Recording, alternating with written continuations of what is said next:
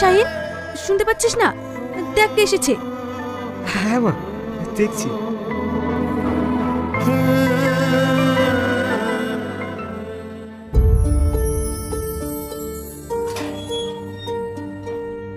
কিছু বলবেন? আপনার একটা চিঠি এসেছে, এই নিন, আর এখানে একটা সই করে দিন।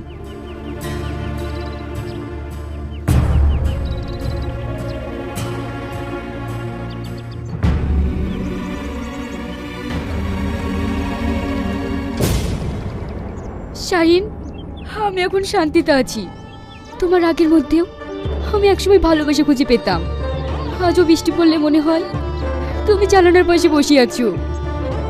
যদি কখনো আকাশের দিকে তাকাও তাহলে ভাববে আমি তোমার অপেক্ষায় আছি।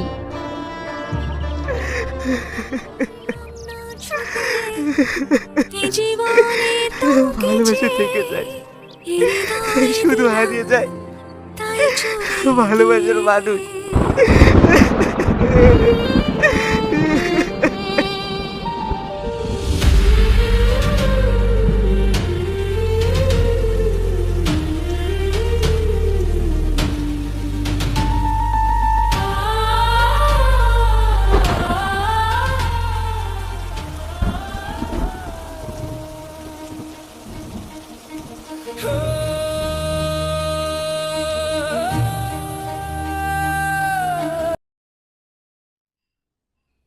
কি হলো?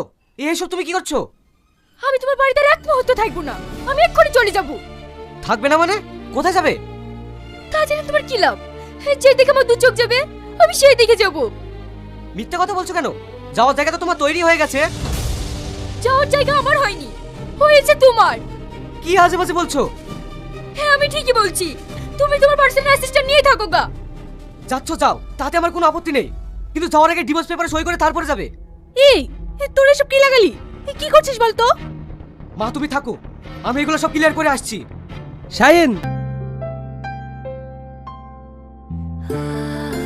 এখানে দুজনে সই করে দিন।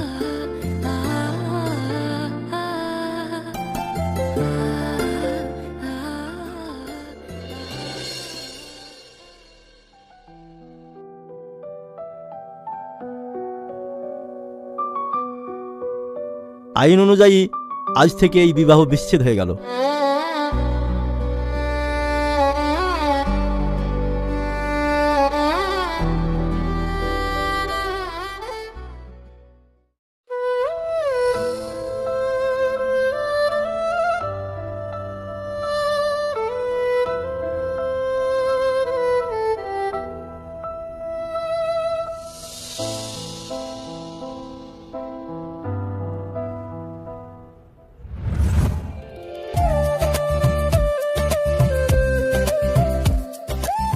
আচ্ছা শাহিন, ওই আকাশে চাঁদটা দেখেছো? কত সুন্দর দেখতে। সুন্দর, তবে তোমার চেয়ে নয়। কি যে বলো তুমি? পারবে না ওই চাঁদের মতো আলো দিয়ে আমার ছোট্ট ঘরটাকে আলোকিত করতে? হ্যাঁ পারবো, খুব পারবো। আমার খুব ভয় হয় জানো। ভয়? কিসের ভয়? কোনো এক দমকা বাতাসে আমরা যদি আলাদা হয়ে যাই। না, পৃথিবীর কোনো শক্তি আমাদের দুজনকে আলাদা করতে পারবে না। দেখছো না তোমার হাতটা কেমন শক্ত করে ধরে আছি।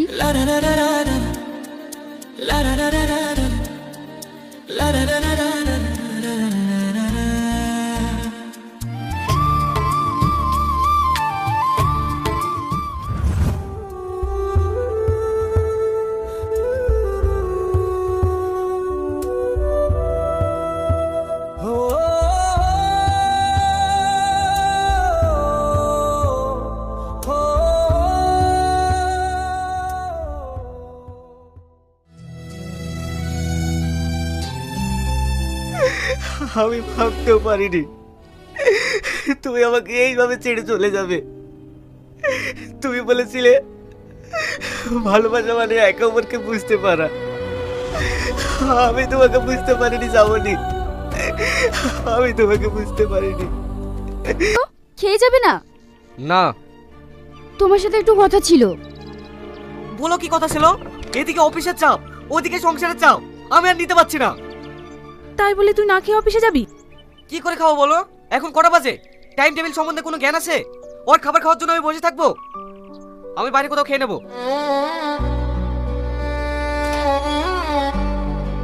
বৌমা, তুমি খাবারটা ঠিক টাইম মতো করতে পারো না? ছেলেটা আমার আজ না খেয়ে অফিসে গেল।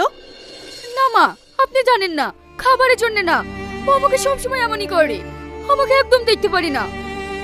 খোকা তো এমন ছিল না, তাহলে ও কেন এমন করছে? জানি না মা, আমি কিচ্ছু জানি না।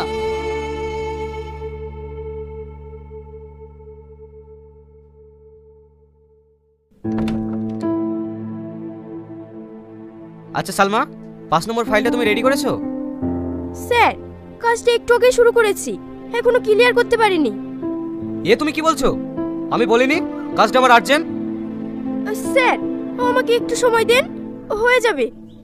উফ, তোমরা কখন যে কি করো না। ঠিক আছে, হাত চালিয়ে করো।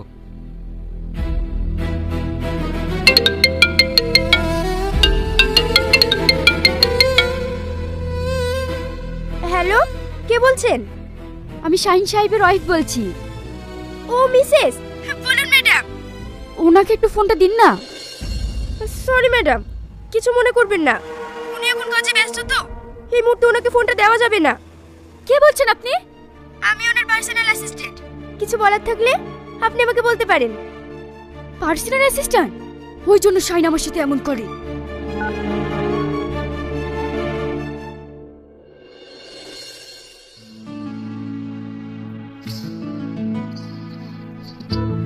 অফিসে তুমি এমন ব্যস্ত থাকো, ফোনটা ধরার সময় পাও না। বাড়িতে যে একটা মানুষ আছে সেটা পর্যন্ত ভুলে গেছো। আমি অফিসে ঘুমাতে যাই না, কাজ করতে যাই। সব সময় তোমার সাথে ফোনে গল্প করলে চলবে? তা পারবে কেন? তোমার কি গল্প করার লোকের অভাব আছে নাকি? কি বলতে চাইছো তুমি? আমি যেটা বলতে চাচ্ছি সেটা তুমি ভালো করে বুঝতে পারছো। এই, তোরা সবসময় কি নিয়ে ঝামেলা করিস বলতো? মা, অফিসে সারাদিন কাজ করার পর বাড়িতে এসে আবার কিটকিটানি, আমার একদম ভালো লাগে না।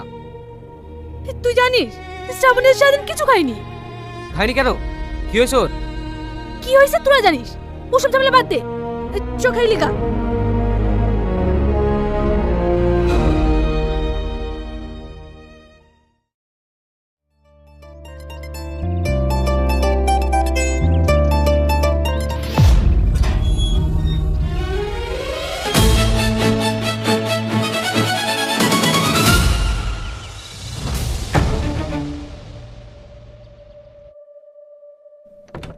স্যার, আসবো? এসো। স্যার, ম্যাডামকে বিশু ডাক্তারের বাড়িতে ঢুকতে দেখলাম। বিশু ডাক্তারের বাড়ি? ঠিক আছে, তুমি কাজ করো, আমি আসছি।